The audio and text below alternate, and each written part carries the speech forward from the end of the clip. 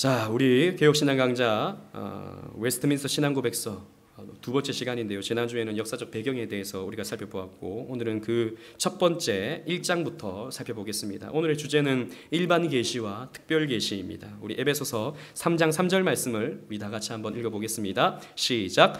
곧 계시로 내게 비밀을 알게 하신 것은 내가 먼저 간단히 기록함과 같으니. 아멘.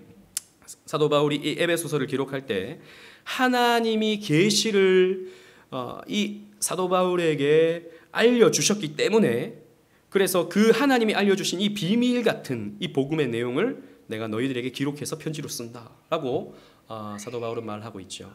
그래서 우리 성경은 하나님이 주신 계시가 담겨져 있는 책입니다. 계시라는 말은 감추인 것을 드러나 보이게 하는 것을 계시라고 이렇게 말하는데요. 그래서 공개하는 것, 드러내는 것. 원래는 베일에 이렇게 쌓여져 있는데 그 베일이 싹 열리면서 그 베일 속에 갇혀졌던 것이 짠 하고 나타나는 것이죠. 그래서 사실 계시라고 하는 것은, 하나님의 계시라고 하는 것은 하나님이 우리에게 당신을 알려주시는 것이 바로 계시입니다. 나는 이런 하나님이야, 난 선하신 하나님이야, 난 너희를 구원하시는 하나님이야 라고 하나님이 성경을 통해서 우리에게 말씀하고 있죠. 이게 바로 계시인 것입니다. 하나님은 크게 당신을 두 가지의 방법으로서 계시해 주는데, 그것이 바로 일반 계시와 특별 계시라고 할 수 있습니다. 웨스트민스터 신앙고백서 1장 1항은 바로 이 내용에 대해서 서술하고 있어요. 그래서 웨스트민스터 신앙고백서 1장이 성경에 대해서라고 이렇게 시작하는 내용인데요. 제가 한 구절을 읽고 여러분들이 마침표가 생기면 그 다음부터는 여러분들이 또 한 절을 읽는 교독하는 방식으로 우리 신앙고백서를 한번 읽도록 하겠습니다. 제가 먼저 읽겠습니다. 인간 본성의 빛과 창조의 섭리의 일들이 사람들로 하여금 핑계할 수 없을 만큼 하나님의 선과 지혜와 권능을 잘 나타내고 있다. 시작. 그러나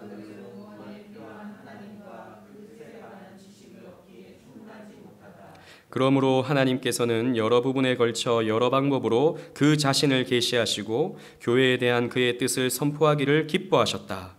그리고 그에는 진리를 더 잘 보존하시고 전파하시며 육신의 부패와 사탄과 세상 악에 대항하여 교회를 더 견고하게 설립하시고 위로하시기 위해 성경을 온전하게 기록하셨다.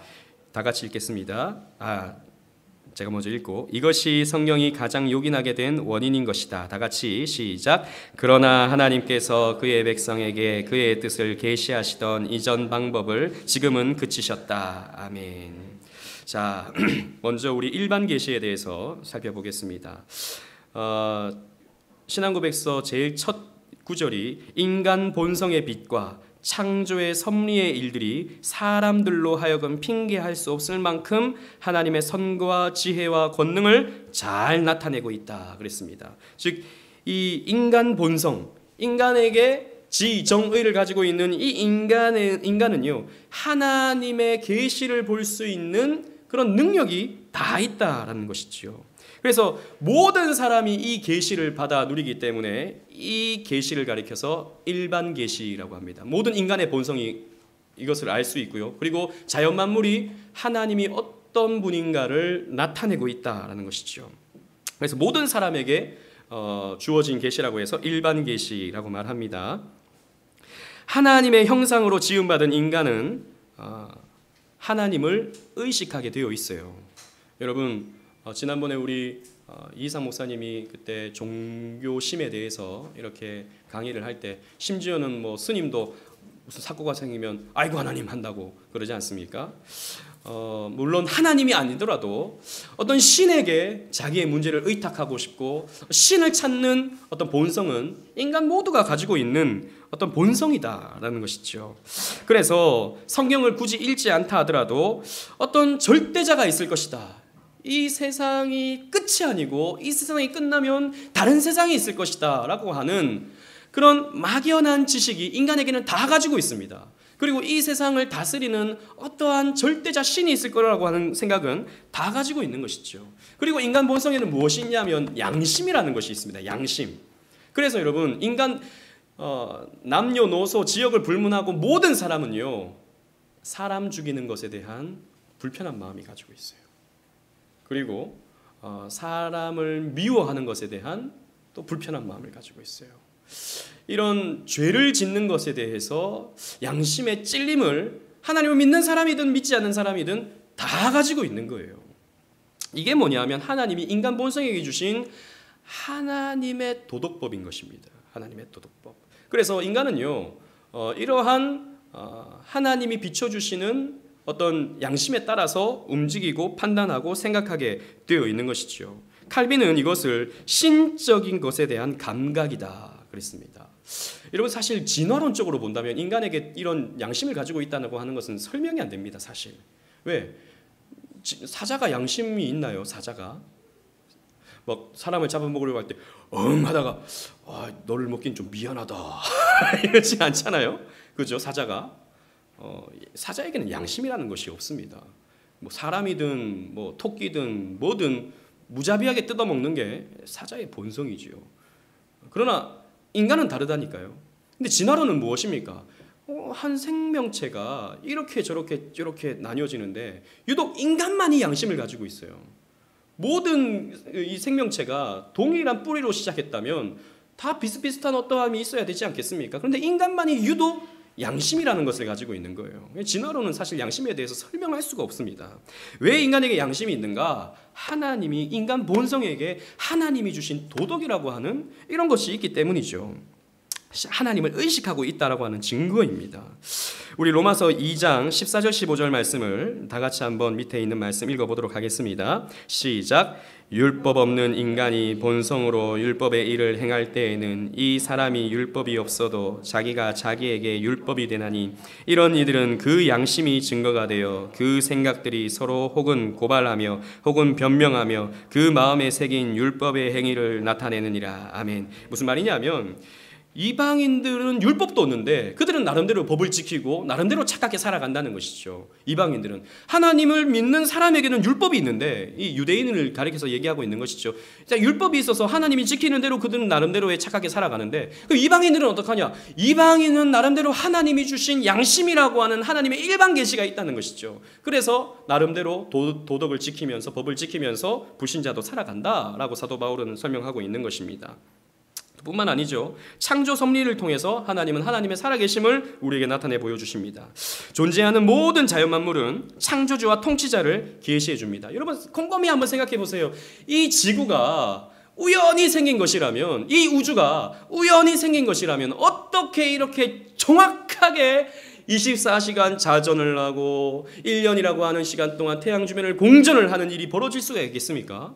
우리는 그냥 우주가 그렇게 돌아가고 있으니까 뭐 자연이 그렇게 돌아가는 것이지라고 생각하지만 여러분 우리가 무슨 흙을 이렇게 팍 던졌는데 갑자기 이게 휘몰아치면서 공전과 자전을 반복하는 일이 벌어진다고 생각해 보십시오. 그냥 흙을 던졌는데 사실 빅뱅이라고 과학자들이 얘기할 때 빅뱅이라고 하는 것이 그냥 빵 터진 어떤 폭발 사건이지 않습니까? 그런데 어떻게 이렇게 정확하게 이 우주가 공전과 자전을 이 지구와 우주가 정확하게 이렇게 돌아가면서 순환할 수 있겠습니까? 이 모든 것의 배후에는 하나님의 창조와 섭리가 있기 때문이죠. 그래서 여러분 모든 사람은 사실 다 알고 있어요. 이 세상이 그냥 우연히 생겨난 것이 아니라는 것을 다 알고 있습니다. 하지만 하나님을 마음에 두기 싫어하는 그 본성이 또 죄가 그것을 누르고 있기 때문에 오히려 진화론이라든지 다른 것들을 다 찾아다니고 있죠. 심지어는 미국의 불신자들 가운데서는 지적 설계론이라고 하는 주장들이 있어요. 무슨 말이냐면 하나님은 못 믿겠어요. 그런데 이 우주라고 하는 것이, 이 지구라고 하는 것이 분명히 누군가에 의해서 설계되고 또 구조화된 것이라는 것은 확실하다라고 주장하는 사람들이 있어요. 그들이 봐도 이거는 말이 안 되거든요. 사막을 걷는데 시계라고 하는 초정밀의 어떤 기기가 있다고 생각해 봅시다. 근데 그걸 보면서 이 수십억 년 동안 오랫동안 풍화되고 침식되고 작용되면서 이렇게 시계가 만들어졌구나라고 생각하는 사람이 있다면 그 사람은 어떤 사람입니까? 정신 나간 사람이죠. 그런데 여러분 사실 시계보다 훨씬 더 복잡하지만 균형 있게 조화롭게 돌아가고 있는 이 우주가 우연히 이렇게 만들어졌다라고 주장하는 것은 사실 그 사막 속에 있는 시계를 발견한 그 엉뚱한 말을 하는 사람과 똑같은 말과 같은 것이죠. 똑같은 주장입니다. 말이 안 되는 것이죠. 그렇기 때문에 이 세계에, 이 우주에는 하나님의 어떤 창조가 있었을 것이다. 그리고 하나님이 이 우주를 지금도 지키시고 보존하고 계신다라고 하는 것을 사람들은 다 알고 있는 것입니다. 엄밀히 말하면. 그래서 하나님을 믿는 사람들은 오히려 더 확신을 가지고 하나님을 믿고 따를 수밖에 없는 것이죠. 우리 로마서 1장 20절 말씀 다 같이 한번 읽어보도록 하겠습니다. 시작. 창세로부터 그의 보이지 아니하는 것들 곧 그의 영원하신 능력과 신성이 그가 만드신 만물에 분명히 보여 알려졌나니 그러므로 그들이 핑계하지 못할지니라. 아멘. 자, 보십시오. 이 우주 속에는 하나님의 존재와 하나님의 이 섭리가 다 묻어져 있다는 것이죠. 그래서 조금만 생각이 있는 사람은 하나님을 발견할 수 있습니다. 그러나 아까도 말씀드렸다시피 죄를 가진 인간이 하나님을 마음에 두기 싫어하기 때문에 오히려 금수와 버러지와 온갖 형상들을 만들어서 우상을 숭배하고 있는 것이죠. 그러나 나중에 하나님은 반드시 불신자들에게 이 책임을 물으실 것입니다. 내가 다 나의 존재를 너에게 알려줬는데, 이 자연 만물을 통해서 너에게 알려줬는데 왜 너는 나를 믿지 않았느냐라고 반드시 책망하게 될 것입니다. 그러나 이 일반 계시는요, 구원의 방법을 가르쳐주진 않습니다. 하나님의 살아계심과 역사하심은 가르쳐주지만 하나님의 구원 방법을 가르쳐주진 않아요. 그래서 저 하늘의 별들이 예수 그리스도의 십자가를 설명해 주진 않아요. 저 태양이 예수 그리스도의 그 희생을 설명해 주진 않아요. 그러나 하나님의 살아계심과 존재하심과 역사하심만을 가르쳐 준다는 것이죠. 그래서 이 자연 만물이 십자가를 통한 구원의 방법을 계시하지 않기 때문에 하나님은 특정한 자에게, 스페셜한 자에게 특별한 계시를 주십니다. 그것이 바로 특별 계시인 것이죠. 특별 계시는 일반 계시와 대칭적인 개념으로 특정한 사람들에게만 제한된 그런 계시입니다. 하나님은 일반 계시는 뭐 불신자든 신자든 다 주시는 것이지만 이 특별 계시는 하나님이 선택하신 자에게만 주시는 거예요. 그래서 스페셜한 겁니다. 그래서 저와 여러분들은 굉장히 스페셜한 사람이에요. 저와 여러분들은 굉장히 특별한 사람들인 것이죠. 오직 하나님의 백성들에게 구원받기로 작정된 자에게만 알려주시는 것입니다. 그러면 하나님은 어떻게 특별 계시를 알려주셨는가? 성경 시대를 보면요, 여러 시대, 여러 방법으로 하나님은 직접 자기를 계시하셨습니다. 죄로 인해 타락한 인간은 그의 본성이 왜곡되고 타락하였기에 일반 계시로는 스스로 하나님을 찾을 수가 없게 되었어요. 죄가 그 하나님의 존재와 하나님의 역사하심을 억지로 누르고 부정하게 만드는 것이죠. 그래서 하나님은 직접 당신에게 찾아오셔서 말씀하시고 이적을 베풀어 주시고 환상을 보게 하시고 선지자의 예언을 통해서 당신을 계시하셨어요. 우리 오늘 오전에도 말씀을 들었지만 야곱에게는 하나님이 환상을 통해서 꿈이라고 하는 그 환상을 통해서 사닥다리 계시를 보여주시고 또 내가 너를 지킬 것이고 내가 너를 순종하게 돌아오게 하실 것이고 땅을 줄 것이고 자손을 줄 것이고 내가 너와 함께 하겠다라고 하는 약속을 주셨죠. 직접 말씀해 주신 것입니다. 이것이 야곱에게 있어서 특별 계시였던 것이죠. 또 뿐만 아니죠. 또 성경에 보면 모세를 부르실 때도 호렙산에 그 떨긴 나무에 불이 붙었는데 타지 아니하는 그런 신비스러운 광경을 보여주시면서 모세야 모세야 이 땅은 거룩한 땅이니 내 신을 벗으라 라고 하는 말씀을 직접 해주시죠. 이게 뭡니까? 특별 계시인 것이죠. 이 구약시대에는 그리고 예수님 당시에는 또 사도들이 활동하던 당시에는 하나님이 이렇게 직접적으로 나타나셔서 말씀해 주시고 뭔가를 보여주시고 또 꿈을 통해서 예언을 통해서 또 방언을 통해서 하나님이 그러한 당신의 뜻을 나타내 주신 것입니다. 그래서 무엇을 해야 할지 어디로 가야 할지 어떤 일을 통해서 하나님을 섬겨야 할지 하나님이 하나하나 가르쳐 주셨죠. 사도 바울도 마찬가지였습니다. 사도행전 9장 4절 말씀을 우리 다 같이 한번 읽어보도록 하겠습니다. 시작. 땅에 엎드려져 들음에 소리 있어 이르시되 사울아 사울아 내가 어찌하여 나를 박해하느냐 하시거늘. 사도 바울이 다메섹으로 예수 믿는 자들을 잡아가두려고 하는 길에 그때 눈부신 빛이 사도 바울을 비추었고 하늘에서 음성이 나길 사울아 사울아 내가 어찌하여 나를 핍박하느냐라고 하는 예수님의 말씀을 직접 들었습니다. 환상 가운데요. 사실 그 같이 가던 주변의 사람들은 그걸 못 봤죠. 빛도 못 봤고 그 소리도 못 들었어요. 사도 바울만 들었습니다. 그래서 예수님이 정말 계시는구나. 예수님은 정말 하나님의 아들이셨구나. 내가 예수 믿던 자들을 내가 핍박하고 잡아 가두었는데 이것은 정말 잘못된 일이었구나 라는 것을 직접적인 하나님의 예수님의 계시를 통해서 사도 바울은 깨달았던 것입니다. 사도 바울만 받았던 것이죠. 그런데 하나님은 이렇게 개개인에게 찾아가시고 또 자신을 직접 이렇게 표현하시고 구름 기둥과 불 기둥과 또 여러 가지 모양과 상징과 또 이런 현현을 통해서 말씀해 주셨지만 하나님은 당신의 뜻을 더 효과적으로 보존하시고 또 전파하기 용이하기 위해서 성경으로 특별 계시를 온전하게 기록하셨습니다. 여기서 중요한 것, 온전하게 기록하셨다라는 것입니다. 이 말은 더 필요하지 않게 완벽하게 다 기록해 놓으셨다라는 것이죠. 그러므로 하나님의 백성인 교회는 이 성경을 통해 하나님의 뜻을 더욱 잘 배우고 또 하나님의 말씀을 익힘으로 육신의 부패를 막을 수 있게 되는 거예요. 우리가 어떻게 살아야 할지 하나님이 가르쳐 주시는 거예요. 그래서 우리의 육신의 부패를 하나님의 말씀을 통해서 막을 수 있게 되는 것이고 또 하나님이 기뻐하시는 믿음의 삶이 무엇인지 성경을 통해서 우리에게 알려주시는 거예요. 아브라함과 이삭과 야곱의 여러 이야기들을 통해서 또 성경 신구약 66권의 다양한 이야기들을 통해서 우리가 어떻게 삶으로 하나님을 기쁘시게 하는지 하나하나 세세하게 다 가르쳐 주신 것이죠.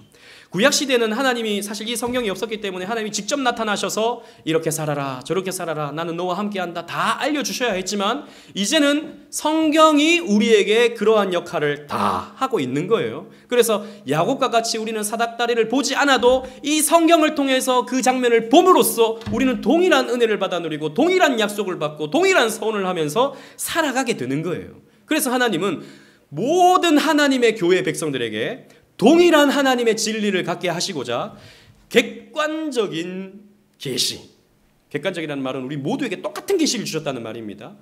우리 김 집사님에게는 어떤 다른 말씀을 주시고 우리 설 집사님에게는 무슨 다른 말씀을 주시고 또 장 집사님에게는 또 다른 말씀을 주시고 각기 다른 이런 특별한 말씀을 주신 게 아니라 똑같은 말씀을 다 주신 거예요. 왜? 하나님이 한 분이시기 때문에 하나님을 섬기는 방법 또한 한 가지이기 때문입니다. 그래서 동일한 계시를 이제 성경을 통해서 주시는 거예요. 그래서 우리는 이 말씀을 통해서 또 사탄 마귀와 세상 악과 싸움에서 교회가 말씀으로 승리할 수 있도록 우리에게 성경을 주셨고 성경을 사용하게 하셨습니다. 마태복음 4장 4절에는요 예수님께서 사탄 마귀를 대적하면서 싸워 승리하는 장면이 나옵니다. 어떻게 승리합니까? 우리 다 같이 한번 읽어보겠습니다. 시작. 예수께서 대답하여 이르시되 기록되었으되 사람이 떡으로만 살 것이 아니요 하나님의 입으로부터 나오는 모든 말씀으로 살 것이라 하였느니라 하시니 아멘. 예수님께서도 사탄 마귀를 물리치실 때 무엇을 사용하셨습니까? 말씀을 사용하셨죠. 그래서 여러분 말씀은 검입니다. 검, 진리의 검, 성령의 검. 그래서 사탄 마귀가 우리를 넘어뜨리려고 하고 우리에게 걱정을 주고 또 우리를 두렵게 만들 때 우리는 말씀을 기억하고 말씀을 읊조리고 또 말씀을 외치면서 나아갈 때 우리는 승리할 수 있게 되는 것이죠. 그렇기 때문에 특별 계시는 오늘날에 있어서 성경을 통해서 완성되어졌고 우리에게 개개인으로 찾아오시는 하나님의 어떤 기적이라든지 음성이라든지 현현이라는 것은 더 이상 나타나지 않습니다. 종결되었습니다. 생각해 보십시오. 성경이 있는데 성경으로 온전하게 다 기록해 놓으셨는데 하나님이 우리 김 집사님에게 찾아가셔서 무슨 또 특별한 말씀을 해주실 이유가 있습니까? 하나님이 수천 년 동안 당신의 백성들을 찾아가셔서 그런 일일이 말씀들을 다 해주신 것이 이 성경에 다 기록해 놓으셨는데 무슨 또 새로운 말씀을 우리 설지사님한테 해주셔야 하겠습니까? 그럴 필요가 없는 거예요. 아니 그걸 용이하기 위해서 성경을 주셨는데 그렇기 때문에 오늘날에 있어서 여러분들에게는 꿈에서 사닥다리가 나타나지 않습니다. 꿈에서 무슨 저 여호와가 저 위에 계시면서 내가 너와 함께 하겠다 라고 말씀하지 않으시는 거예요. 저는 옛날에 이거 좀 보고 싶었어요. 저는 좀 옛날에 하나님 저는 잘 도통 모르겠습니다. 성경을 보면 믿음이 있는 것 같은데 삶 속에서 하나님 믿는 자로서의 삶이 나타나지 않으니 하나님 확실한 믿음을 주옵소서. 그렇기 때문에 하나님 나 한번 봐야겠습니다. 그래서 제가 기도도 했어요. 하나님 보여주세요. 나 살아있다. 하늘을 보면 구름으로 갑자기 이렇게 딱 비춰주시면 저 더 이상 뭐 고민하지 않고 정말 두렵고 떨리는 마음으로 신앙생활 하겠습니다 라고 했는데 그게 필요가 없는 거예요. 왜? 다 알려줬다. 내가 뭘 더 가르쳐줘야 되냐. 완성된 계시가 우리에게 주어졌는데 우리는 더 이상 그런 게 필요가 없는 것이죠. 여러분, 그런데 이 장로교 신앙은 웨스트민스터 신앙 고백서를 우리가 다 고백하지 않습니까? 그런데 이 장로교회 안에서도 사실 이러한 특별 계시의 종류를 믿지 않는 교회들이 오늘날 거의 태반입니다. 아니, 제가 봤을 땐 70-80%는 사실 이 말씀 곧대로 믿지 않아요. 무슨 말이냐면 목사님들이 이렇게 설교들을 자주 합니다. 하나님이 이번 교회당 건축을 저에게 명령하셨습니다. 그러니 여러분 힘들더라도 하나님 뜻이니 하셔야 됩니다. 목사님들이 이렇게 말씀을 늘 하시거든요. 저는 그 목사님한테 좀 묻고 싶어요. 어떻게 말씀하시던가요? 꿈에서 말씀하시던가요? 아니면 성경을 보는데 성전이다 이렇게 가르쳐 주시던가요? 물론 교회가 필요하면 성전 건축할 수 있는 것이죠. 그죠? 교회가 사람들이 또 많아지고 또 우리처럼 좀 있으면 또 이사를 가야 될지 안 될지 모르겠지만 아무튼 그런 불편함이 없기 위해서 성전을 건축할 수 있는 거예요. 그런데 꼭 말씀하실 때 하나님이 어젯밤에 저에게 이러한 음성을 주셔가지고 우리 이거 해야 됩니다. 왜? 본인이 하자 그러면 성도들이 싫은데 이럴까 봐. 하나님이 말씀하셨다 그러면 성도들이 하나님 말씀인데 어길 수 없는 거잖아요. 이렇게 자꾸 목사님들이 이 말씀을 하시다 보니까 이게 점점 특별계시의 종류라고 하는 게 더 이상 교회에 받아들여지지 않는 진리의 내용이 돼버린 거예요. 그러나 여러분, 아까도 말씀드렸다시피 이 특별계시의 종류가 없으면 성경의 권위가 떨어져 버립니다. 사람들이 생각해 보세요. 저는 이런 간증들 가끔씩 한 번씩 들어보는데 하나님을 봤다는 사람이 왜 그렇게 많고 환상을 봤다는 사람들이 왜 그렇게 많고 무슨 음성을 들었다는 사람들이 왜 그렇게 많은지 모르겠어요. 그런데 우리는 못 듣잖아요. 그러니까 나도 한번 들어봤으면 좋겠다. 저는 그런 생각 진짜 많이 했거든요. 왜? 우리는 신비스러운 거에 대한 동경심이 있기 때문에. 제가 이건 비밀인데 제가 신학교 1학년 때 제가 나름대로 그 설교 준비도 나름대로 열심히 하고 그다음에 좀 재밌게 한다고 SFC 애들한테 정말 예화도 재밌는 거 준비하고 이렇게 설교를 낮 시간이었거든요. 대구에 있을 때 설교하는 SFC 예배가 따로 있었는데 1시 반에 예배를 드리는데 애들이 찬양하자 그러면 고개만 숙이고 있고 박수치자 그러면 밑으로 이러고 있고 설교하면 막 졸고 있고 물론 또 몇 명은 열심히 듣지만 막 졸고 있고 막 이런 거예요. 막 답답해가지고 이 아이들이 어떻게 하면 좀 은혜를 받을 수 있을까 하다가 책을 좀 이렇게 그냥 그것 때문에 책을 본 건 아니지만 책을 읽는데 어떤 목사님이 맨날 설교하면은 또 성도들 졸고 있고 오늘 말씀 어땠냐 그러면 기억이 안 난다 그러고 그러니까 목사님이 기도원에 올라가셨는데 한 2주를 금식하면서 기도하시니까 막 속에 불 같은 게 막 들어오더라는 것이죠. 불 같은 게. 그래서 저도 기도원 올라갔어요. 제가 신학교 1학년 때 방학 기간인데 기도원 올라가가지고 밤새 기도하고 막 그랬어요. 근데 불이 안 오더라고요. 막 기도하니까 옆에서 시끄럽다 그러고 그런 일들이 있었어요.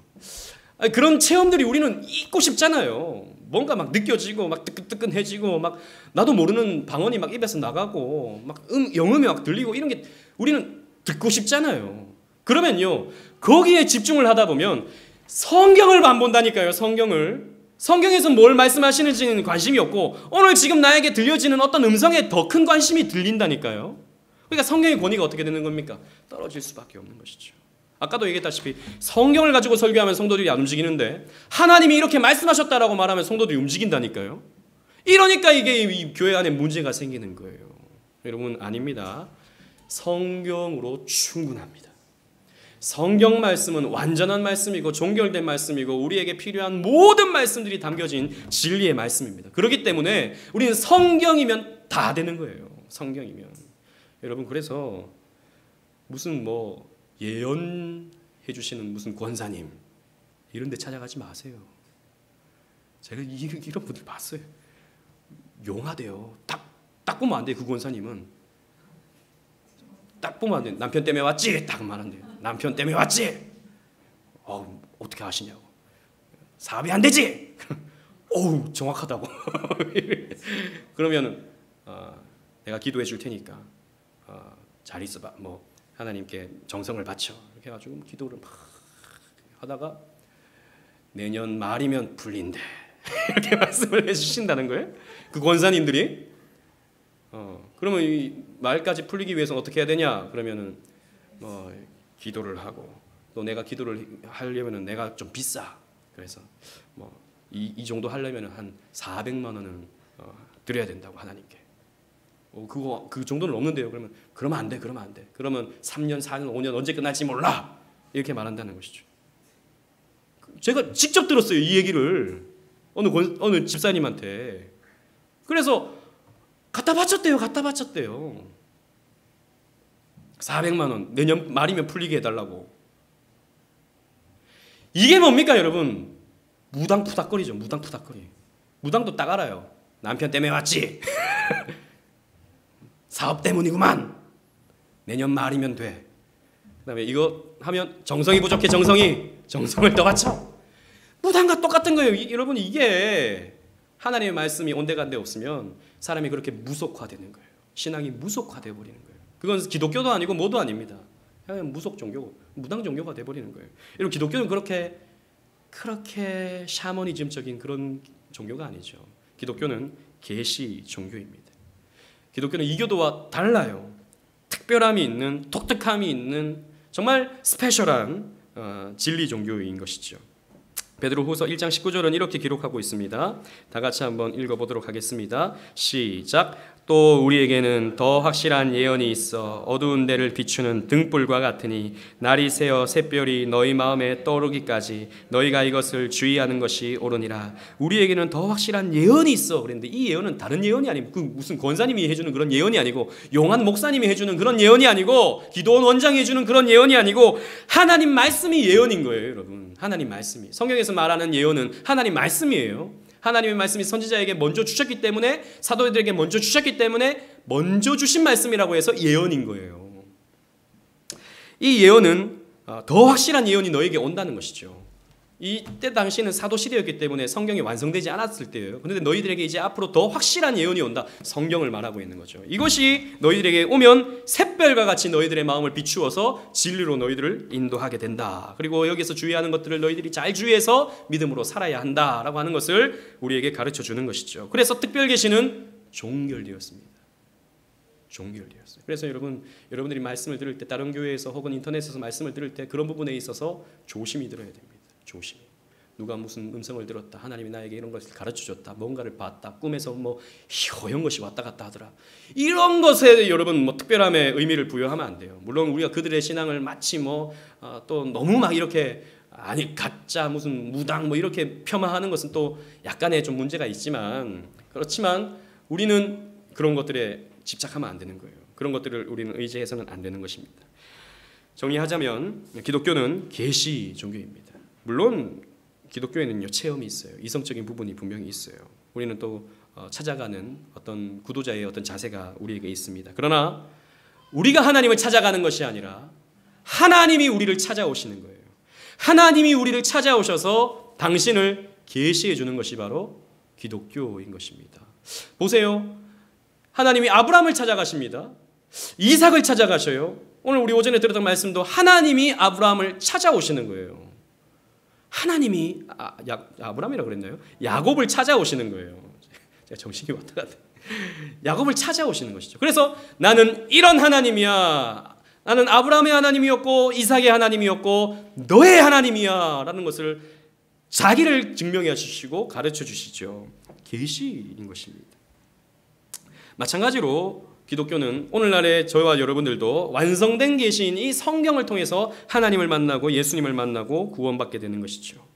그래서 계시에 대한 명백한 이해는 기독교의 근본적 진리입니다. 특별히 우리에게 구원을 베푸시기 위해 주신 이 성경 계시를 우리는 당연히 사랑하고 또 애독을 해야 되는 것이죠.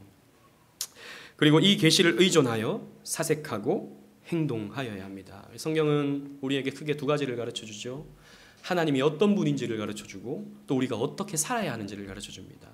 오늘도 오전의 말씀도 한번 기억해 보십시오. 하나님이 야곱에게 하나님이 어떤 분인지를 가르쳐 주시고 야곱에게 어떤 축복을 베풀어 주실지를 가르쳐 주시고 그랬을 때 야곱은 내가 이렇게 살겠습니다 라고 하는 모습이 나오죠. 하나님을 알려주시고 우리는 거기에 대한 반응으로서 믿음의 삶을 살아가는 것이 바로 성경 진리가 담고 있는 내용입니다. 그래서 성경으로 충분하다. 성경을 읽고 성경을 듣고 성경을 전하고 성경 말씀대로 살아가는 것이 바로 기독교다라고 하는 것을 우리는 늘 기억해야 합니다. 이 말씀을 기억하시면서 하나님이 베풀어 주시는 일반 계시와 특별 계시 속에서 하나님을 더 많이 알아가시는 저와 여러분들 되시기를 주님 이름으로 축원합니다. 아멘.